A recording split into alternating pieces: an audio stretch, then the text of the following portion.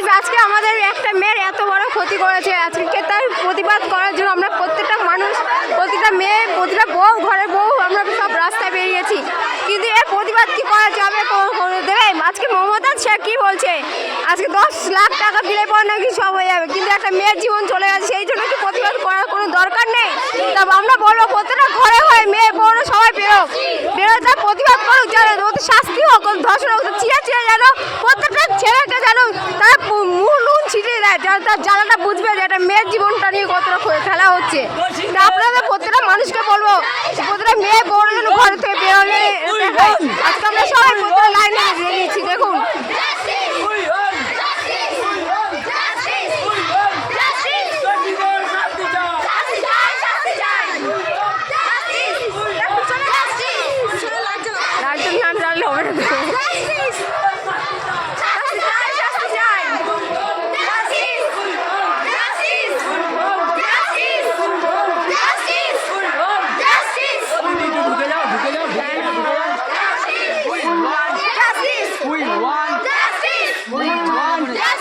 আস্তে আস্তে আস্তে আস্তে চলো জল আছে দেখে সবাই জানে যে বিগত কয়েক বছর আগে